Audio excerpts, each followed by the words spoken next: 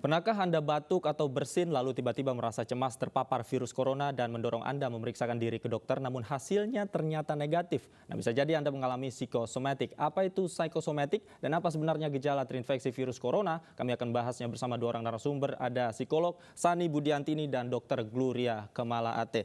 Selamat sore Bu Sani Budiantini. Selamat sore. Selamat sore Dr. Gloria, bisa dengar suara saya? Iya, selamat sore, Mas. Baik, sebelum saya ke Dr. Gloria, saya ke Mbak Sani terlebih dahulu. Bagaimana sebenarnya psikosomatik ini? Apa definisinya? Iya, gejala psikosomatis itu sebenarnya adanya keluhan fisik yang sebenarnya ditimbulkan dari pikiran, dari masalah psikologis.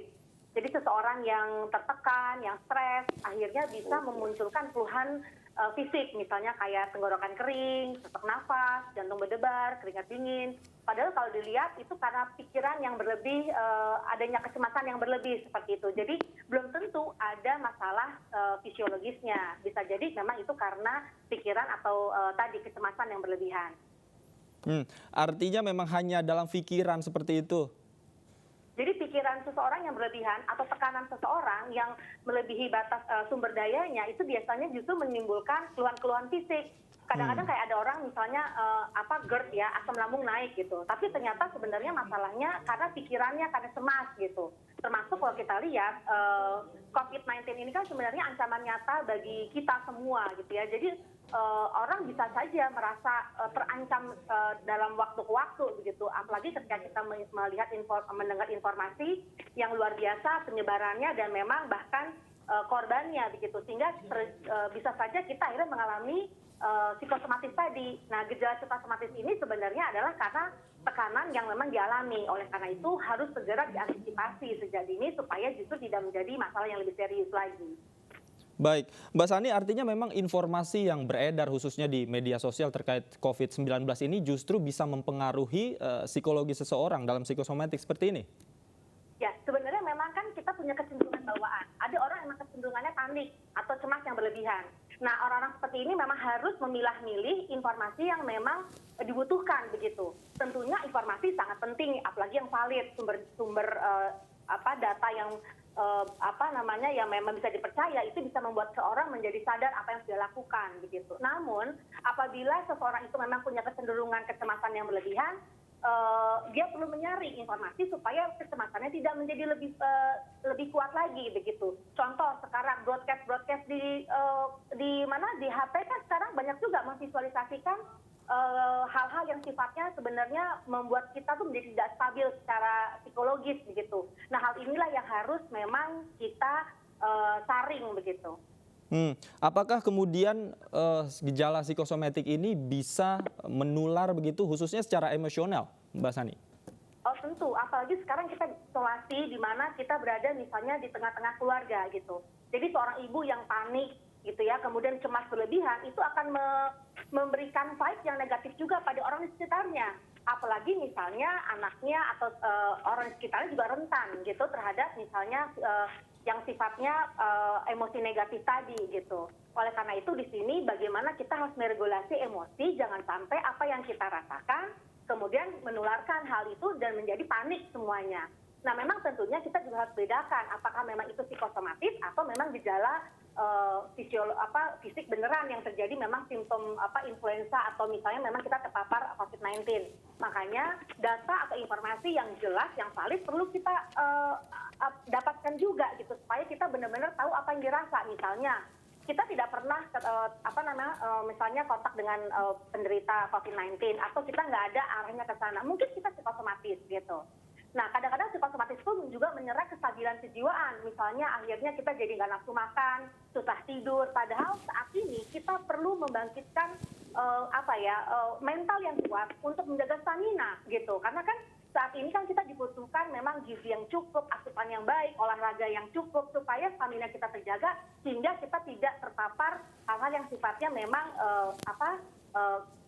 sakit fisiologis begitu. Baik, saya ingin ke Dr. Gloria. Dokter, jika memang psikosomatik bisa menimbulkan gejala-gejala fisik seperti itu, apakah memang sudah dibutuhkan obat untuk mengobati gejala fisiknya saja, ataukah ada juga obat untuk mengobati gejala psikosomatiknya? Nah, itu kalau menurut saya tuh kembali ke seberapa besar dan seberapa berat dari gejala kecemasannya ini dulu, Mas. Kalau misalnya membuat orang tersebut sampai nggak bisa beraktivitas secara normal, misalnya berinteraksi dengan anggota keluarganya juga dia juga tidak mau, ya mungkin ada kemungkinan orang tersebut butuh untuk diberikan obat.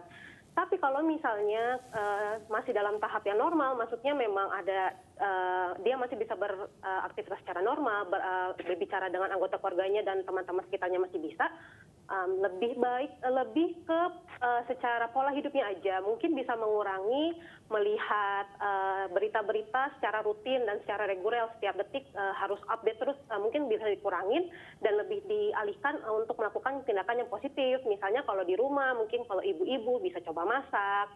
Kalau yang memang dulunya kerja dan sekarang kerja di rumah, mungkin bisa memperbaiki pola hidup. Misalnya kalau kemarin nggak ada waktu olahraga, ya sekarang berolahraga untuk mendistraksi dari keinginan mengupdate informasi COVID-19 sekarang ini, gitu. Kalau untuk gejala akibat psikosomatik yang paling parah, gejala fisiknya seperti apa selama ini yang ditemukan? Kalau gejala psikosomatik yang paling parah itu biasanya menimbulkan gejala di tubuh. Jadi sama seperti orang sakit. Bisa kalau misalnya berhubungan dengan COVID-19 kan biasanya orang-orang akan ditakutin dengan oh iya kan sesak nafas lalu berujung pada meninggal dunia. Nah, orang tersebut kalau misalnya benar-benar parah bisa sesak nafas saking hebatnya untuk tiduran saja dia sudah tidak bisa. Nah, itu bisa menimbulkan gejala yang berat seperti itu. Tapi orang-orang lain pun bisa menimbulkan gejala yang sama beratnya. Misalnya nanti tiba-tiba, kan tadi barusan dibilang bisa menimbulkan diare.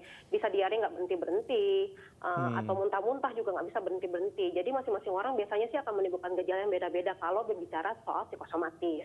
Gitu.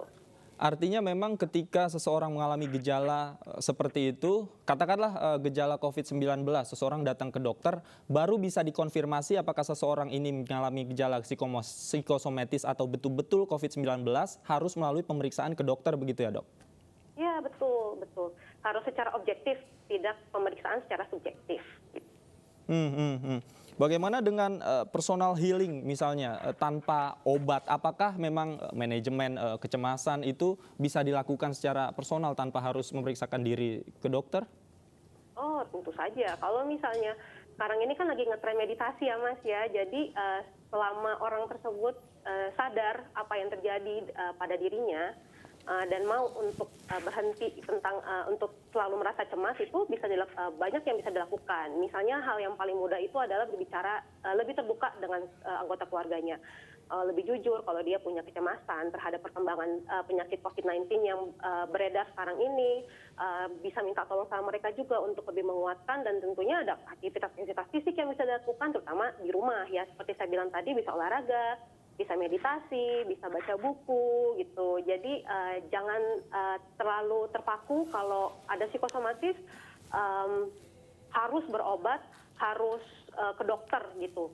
Apalagi mengingat kalau situasi sekarang ini kan untuk ke rumah sakit sudah ada beberapa anjuran di mana nggak semua orang sekarang bisa dengan leluasa ke rumah sakit supaya tidak tertular gitu.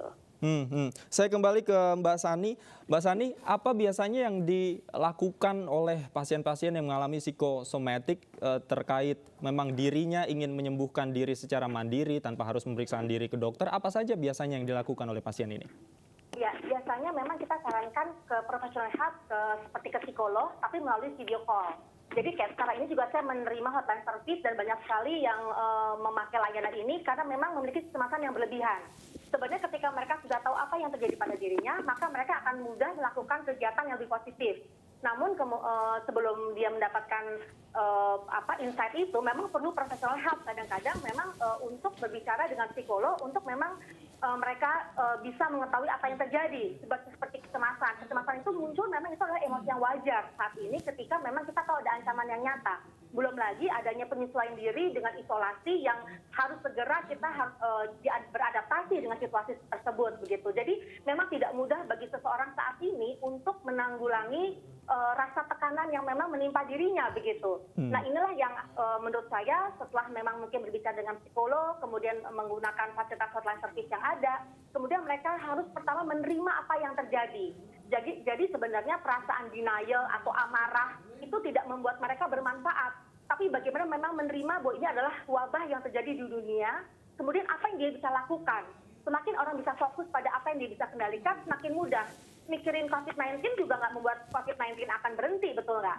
Jadi nggak membuat juga seseorang mikirin itu akan stop gitu penyebarannya. Tapi bagaimana dia bisa melakukan sesuatu yang bisa dia kontrol. Seperti tadi misalnya mengisi waktu luang yang bermanfaat ya. Salah satunya juga kemarin ada yang mengarahkan kepada misalnya spiritual. Karena seringkali kita karena waktu yang tidak banyak gitu sehingga kita kurang misalnya mendekatkan diri pada Tuhan. Nah ini sebenarnya waktu yang bisa dipakai untuk mendekatkan diri pada Tuhan. Jadi banyak juga hikmah yang bisa kita lakukan dengan situasi isolasi seperti ini supaya tidak terjadi gejala psikosomatis. Mbak Sani, berapa lama sih kira-kira gejala psikosomatik atau kecemasan ini memang bisa hilang dari seseorang dari awal ia mengalami gejala ini? Sebenarnya memang tergantung orangnya, tergantung bagaimana penjiwaan dia terhadap suatu penyakit ini. Semakin dia merasa dia adalah korban dari penyakit ini, semakin semakin lama itu kecemasannya bisa healing begitu.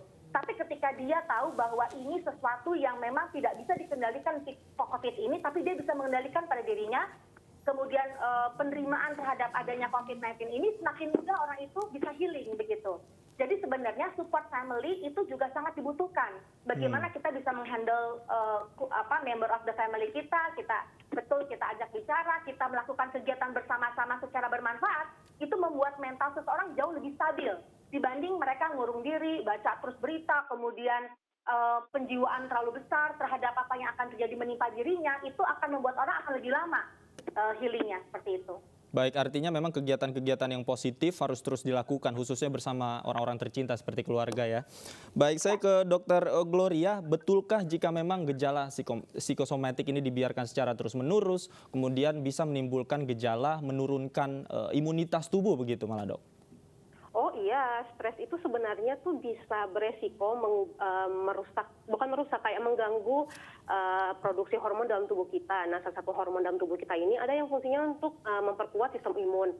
Terlalu banyak stres, terlalu berat stresnya dan tidak ditanggulangi dengan baik bisa membuat orang tersebut sistem imunnya turun dan orang tersebut juga rentan sakit jadinya. Gitu. Untuk gejala-gejala seseorang mengalami imunitas yang rendah, apakah ada gejala awal yang mungkin bisa kita kenali secara dini, dok?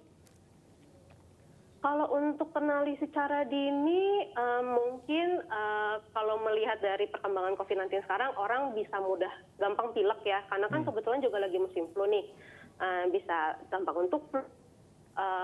Tapi juga kita harus lihat kalau imunitas turun mungkin akan terlihat lebih lemah, lesu, tidak bersemangat seperti biasanya. Itu biasanya sih. Kemudian jika memang gejala fisik atau sakit yang ditimbulkan akibat psikosomatik ini dirasakan oleh seseorang, berapa lama dok masa penyembuhannya? Apakah sama dengan penyakit-penyakit yang lainnya dok? Misalnya penyakit flu, kemudian batuk? Untuk masa penyembuhan sebenarnya kembali kepada sistem imun tubuh masing-masing orang. Ada yang sistem imunnya gampang dikuatkan, jadi dia gampang sembuh. Ada juga yang lebih lama sembuhnya. Yang jelas kalau misalnya kena flu, terus tambah tiba-tiba jadi batuk dan tambah sesak nafas dan itu berlangsung dengan cukup lama, jangan ragu untuk tanya ke dokter. Sama seperti kata Mbak Sani tadi, kalau ragu untuk ke rumah sakit mungkin bisa tanya ke aplikasi-aplikasi kesehatan online yang sekarang lagi ada banyak, salah satunya juga Halo Dokter gitu kan, bisa tanya langsung ke dokternya gitu. Tapi ketika misalnya seseorang memilih untuk menggunakan aplikasi kedokteran begitu tanpa bertemu secara tatap muka, itu dinilai masihkah cukup efektif dok?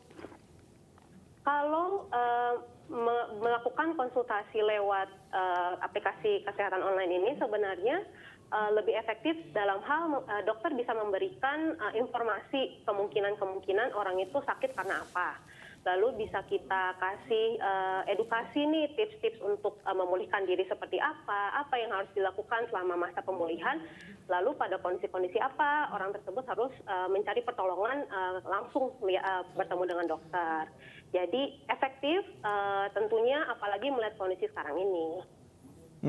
Kemudian terakhir dok, apa yang bisa dilakukan khususnya di konteks saat ini di mana masyarakat memang sedang panik-paniknya begitu mendengar berita dan konten informasi terkait COVID-19 dok?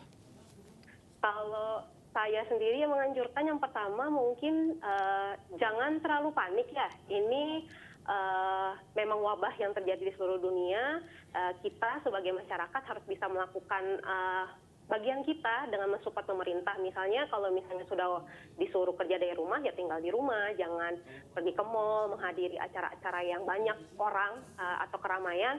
Terus jangan panic buying, APD, obat, semua begitu ada informasi dari pemerintah, merasa itu saya harus punya. Nggak selalu seperti itu, karena ada beberapa orang, kayak orang yang lagi sakit, tenaga kesehatan itu justru lebih memerlukan barang-barang yang sekarang ini kita punya. Dan yang ketiga, penting untuk mencari tahu sumber-sumber informasi yang terpercaya. Dari Kemenkes ada, dari covid19.gov.id ada, WHO, Alo Dokter, CDC, itu semua bisa dibaca dan bisa kita cari hanya lewat Google aja gitu. Jadi nggak usah panik. Baik, terima kasih Dr. Gloria dan juga ada Mbak Sani Budianti sudah bergabung bersama kami di Ainyu Sore. Kita harapkan masyarakat juga pintar memilih informasi yang dikonsumsi agar tidak panik begitu menghadapi COVID-19. Terima kasih, selamat sore.